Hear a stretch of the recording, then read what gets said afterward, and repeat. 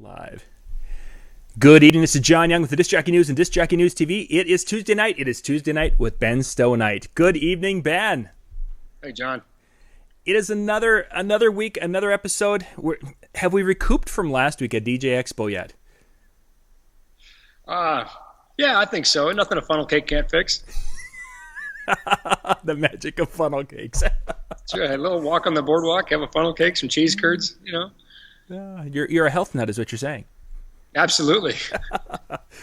Good stuff. But for those of you who don't know, last week, Ben and I and a lot of other thousands of people, I think we can safely say, were at the Taj Mahal in Atlantic City, checking out the cool stuff, the new stuff, and really they were just there to see you, Ben, I'm pretty sure. I don't know about that, but well, I think they were there with the funnel cakes. Although you were really, really busy during the show. That was very impressive. It's like, okay, I'd like to talk to him, but he's like 7 people deep. I never really get used to that. I never really get over that. It just blows my mind. Honestly, it's just such a, I don't know. I'm just flattered by it. It's, I really don't know what to say about it. It's great. People come and there's a couple guys that wore Star Wars shirts and, wanted to show them to me, and a guy that wore the geek shirt, and I was just blown away. I thought that was really cool that they took time out of their time at the show to come over and say hi to me, and I was just very grateful for that. Yeah, and dressing the part. Absolutely. Nobody came in full regalia, but I keep waiting for somebody to come up in a stormtrooper costume. I'd probably kiss them. There's really guarantee that they won't. Yeah, exactly. Wait, if there's like a dozen guys at the next show in September, that'll be crazy. So Ben, speaking of T-shirts, what do you have for us this week? Oh yeah, well, of course it's a Star Wars shirt. We have the mighty Darth Vader today. Sweet. A classic. It's like a fuzzy felt. It's nice. Everybody's, all right. So you're walking around feeling your. Yeah, I'm like, ooh, Darth Vader. we were a family show. That's not weird at all, is No, it? that's not. That's completely fine. Totally normal.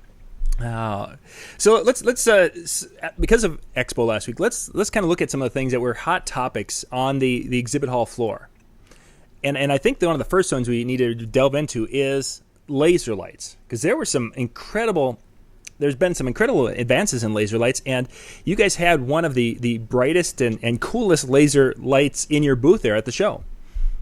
Yeah, it was kind of nice. It was like a giant beacon, it just come to us, but it was cool. 2 of our manufacturers were at the show, Laser World and X Laser, both make amazing laser products. We had some rockin' deals, and we sold a lot of lasers. Of course, the number one thing with laser, though, is that you need to do it safely. We are talking about devices that can, potentially cause, injury, and there's a process when you get into those higher powered lasers. So. Let's kind of look back at the history now. When we first were getting these little lasers, American DJ had the little Black Widow. I remember that as one of my first lasers. The power was... Oh my gosh, there's a flashback. Yeah, exactly. I found that laser in my building the other day. But we won't go there. Now, what were the stipulations then? Have they changed from that time to today, or what's happened with the laser world? Well, the FDA, which, believe it or not, the Food and Drug Administration and the CDRH oversee laser safety and laser regulation, and they have continued to evolve and manage the standards. But again, safety is a primary concern, not only to us, but also to aircraft flying overhead. It's amazing what even just a laser pointer will do when it hits that airplane's windshield and diffracts. It can absolutely blind a pilot. So, we need to be responsible. Our lasers are there for entertainment purposes and nothing more. And so, there are variances. There's an application you fill out, which basically, ensures your compliance with the rules. And we strongly encourage people to use lasers safely. So if I want to become compliant as I'm buying the higher powered lasers, now, was I correct that the manufacturers are kind of helping to streamline and help you to become compliant? Yeah, absolutely. The government forms sort of is all you really need to say, and you can just stop there. I mean, just think about government forms. It's about as simple as the tax code. And the manufacturers who navigate these waters every day are recognizing that, and they want to make it easier for people to operate legally and compliant. So they've helped with the process. They've helped streamline the application process to get a variance so that you can use these higher powered lasers. And it is required. And people ask me sometimes, wow, I mean, who's checking? Let me tell you what. In the very few times that I operate a high-powered laser, most of the time I'm doing training and that sort of thing, but the few times that I've operated a laser, I've been asked for my variance. So it's out there. Venues are going to ask. They're going to cover their rear ends, and you should have one. You should buy a legal approved laser for use in the U.S. from a legitimate U.S. manufacturer, and you should do the paperwork. That's all I have to say about it, really.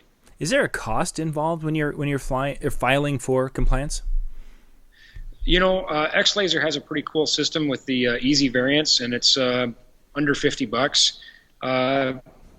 Otherwise, Laser World is helping people with variances. It's a little bit more paperwork, but not too bad, and it's free. So the cost, if any, is minimal. Okay. Now, is that certainly spend thousands of dollars on a laser?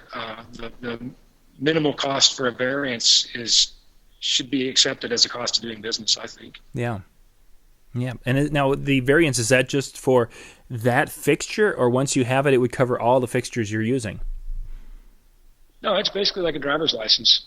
Once you're approved to operate a laser system, then you're approved to operate a laser system, within the parameters of that variance. But yeah. Very cool. Very cool. So yeah, then you'd be all set up to go. So if you had 1, if you had 10, as long as you were set up, you're good to go.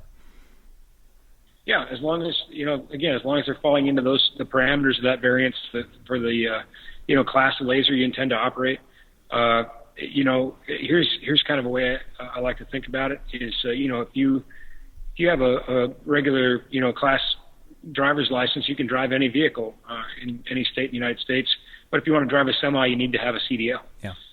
So I'm pretty certain that there's steps in the variance process that if you want to operate a Class 4 laser, it's different than operating a Class 3 laser. So. Okay. And for those looking for those classes, I think they're posted on my blog. So feel free to pop over to benstowe.com and you can see kind of a chart of what the various laser classes are. Nice. That's shameless plug. Shameless plug for the website. Well, plus, I slave all day over a hot keyboard writing this blog. It's like once a year or something, so you should totally just go read them. Just for my gratification. Everyone should memorize it. There's a test tomorrow. That's right. Test on Friday. Cool. Well, some of you, as you're watching the show, you'll hear the audio that's kind of glitching a little bit. We're doing this remotely. Ben, you're at a different location than typical. Tell us a little bit about that. Well, so what else is new, right? I am actually at a very cool place. I'm in a performing arts center in Ottumwa, Iowa, and you can see they've incorporated the facade from the old armory into the new building, and it's a fantastic building. I love working with these guys. They have they've had Larry the Cable Guy, Kenny Rogers. They've had some pretty awesome acts. Bill Cosby through here. They've got a Beatles tribute coming up. They have a beer and bacon festival coming up. I unfortunately couldn't schedule myself to be back for that, but it seemed like that would have been the time to be here. And you know what? For TV nuts, Ottumwa, Iowa is actually the home of MASH's Radar O'Reilly. Oh. And something that I didn't know is actually Radar was inspired by a real person who did in fact live in Ottumwa, Iowa. So not only is it the home of the fictitious Radar O'Reilly, but his real life inspiration as well. Interesting. Now, if you're more of a space nerd type person, and you're thinking, okay, well, MASH, by the way, I love shows, but the future birthplace of James T. Kirk is only about an hour away from here in Riverside, Iowa. Well, you had to try a sci-fi thing in there, didn't you? Yeah, I might stop by and see the future birthplace of James T. Kirk. So. Oh, funny. If you don't know who James T. Kirk is, then just Yeah, no, just turn it off now. Don't come back. turn the shit. No helping you. Oh, funny. So you're in Iowa on location. That's why. So again, the audio's in and out just a little bit, ladies and gentlemen. And we're cutting out some of the worst of it, but some of the stuff Ben he's got something insightful to say, and we don't want to have you lose that. So we're gonna kind of work with our audio as we go through the show tonight. Okay, next up, Ben. He says we're cutting out the worst of it. He just means me. Actually, that part will have to be cut out because it died. Oh, that's good because it wasn't funny anyway. Yeah. So another topic that was really hot last week, and I heard people talking about this around the room, was wireless audio for speakers. What were you hearing about that, Ben? Well, the more things change, the more they stay the same in many ways. There's a lot of different ways to do it, and they're fundamentally still the same ways we talked about in the previous episode. And I still stand, actually, that the Sennheiser in-ear monitoring system is the best way to go about it. Mm-hmm. Now, it's a bit more expensive than some people want to go, and there's obviously a trade-off, price and performance. But there's other systems like the Alto system, which is in the $300 range. That's a great system for the money. It doesn't perform, in my opinion, as well as the Sennheiser, but it's a third of the price. Yeah. So otherwise, Galaxy Audio has some great systems. In a couple different price points. And rumor has it they have something new coming, too. Nice. Yeah, it would be pretty cool. I can't spill the beans yet, but that'll be a topic for a future show. Yes, indeed. Maybe a good balance, in the middle there. Yeah, between the two. Cool. Yeah, the Alto system, that was getting a lot of attention because they had that actually set up in their booth. And they were performing with it. It looked, of course, at that range. I mean, they were probably only maybe 10 feet away. It did a very nice job. We're selling the daylights out of them again. For the price point, it's tough to go wrong. I mean, you have to think about this as basically being two wireless. We're sending stereo left-right signals. It's basically like two wireless mics for under $400. Well, I mean, come on, I mean, you just have to put that into perspective, and I think it works remarkably well for the price point they put it. I think they should be commended for, engineering what they did at the price point. Yeah, and that was got a lot of guys were looking at that, and I think they made a couple of guys who are looking for wireless options very happy. Yeah, and we'll be showing it. I believe the ink's not dry, but I believe we'll be showing that at the Las Vegas DJ show as well. So a good chance for people who didn't make it to Atlantic City to come to the Las Vegas DJ show and maybe get a glance at it. And, of course, if people want to check that out, they can go to thelasvegasdjshow.com, and you can come hang with Ben and myself. We'll be down there. Looking forward to that show. That is one of those where it's a great networking time and time to hang out and learn a lot about the business. Yeah, I have yet to find a good funnel cake in Vegas, so... No, not so much. And this particular trip to the DJ Expo, I had probably 4 or 5 people who had never been to White House Subs before. So it's like every other meal we were at White House Subs. They're famous. They're famous for their subs, no doubt. And they are very good. It's just after 4 days of White House Subs. Yeah, even I was getting a little sick. I'll tell you what. Here in Ottumwa, the executive director of this building and I've gone out to dinner a couple times now to talk some shop, and he has found some of the best restaurants in town.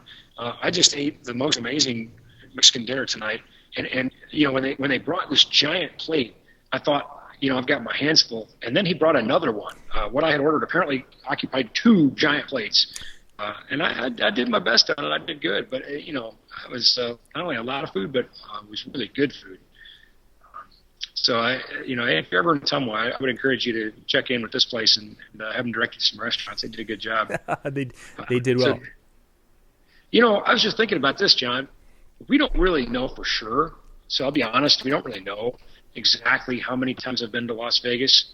But we've kind of averaged out the number of years I've been doing this and the number of times I go a year. Uh-huh. And we've estimated that the September show will maybe be the 100th show. We're just going to kind of call it that sometime this year probably would be my 100th trip. So we decided that we're going to say that the September show is my 100th trip to Vegas. So, way the whole party. Wow. That must mean you're like an addict for going to Vegas? No. Not so much. It just means that in our industry there's a lot going on there. Yeah. That's all that means. A lot of shows. There's sometimes 5 and 6 shows a year that bring a guy down to Las Vegas. At least that, yeah. Very cool. Very cool. What other things with people coming up to the booth and such? What other topics were they asking questions about? It was all over the place, which is kind of neat. That people were coming with questions. I was pretty flattered. The show is a tough time to answer them because, as you mentioned before, sometimes you have 5, 6, 7 people deep, and sometimes questions don't have an easy answer. And I think that's why they brought some of those questions directly in person, is they weren't maybe an easy question either. Right. And I did the best I could to tackle, as many as we could. But a lot of it, we kind of resolved to work on after the show. Mm-hmm. And still kind of chewing on some of those questions. They were all over the map. None of them come to mind right now. I can't think of a specific example, but it's fun to see, how people are challenging technology and challenging physics and trying to improve themselves for their customers. And it's our job to try to rise to that and help them. Very cool. That is a neat thing to see, that's for sure. Yeah. So your next show, then next DJ event will be, of course, the Las Vegas DJ show coming up here in early September. And we'll be able to, hopefully, if things work out, we'll be able to do another live show from Las Vegas for Tuesday night. Yeah, it'd be a good time. Yeah. I'll have to come up with another good T-shirt to commemorate, so. That's for sure. That's for sure. If anyone out there has any questions for Ben, you can go to Twitter and you can use the hashtag NLFXBen, or you can go and use the @ NLFXBen and just send him a message and say, hey, set up a time to go talk to him, even though he'll have 7 people in front of you probably. But he'll have time for you in Las Vegas coming up here on that September show. Really looking forward to it. Well, thanks, John. We try to make the most of the time, and really, I'm working from early in the morning till late at night, hanging around, not just the exhibit hall, but I'm hanging around outside. I'm meeting people for coffee. I'm trying to make myself available as much as I can. And, we get as many of those questions out as we can. And maybe, like I said, we don't get an answer right then and there, but at least we get a chance to kind of kick it around and then we can, work on it again via, technology like Skype or email and that sort of thing. Yeah, it works well. Very well. Great, Ben. Well, I will let you get back to it. You've got some big things going on down there in Iowa, and we will see you next week. Sounds good, John. All Thanks. Right. Thanks, Ben. This is John Young with the Disc Jockey News and Disc Jockey News TV. Good night.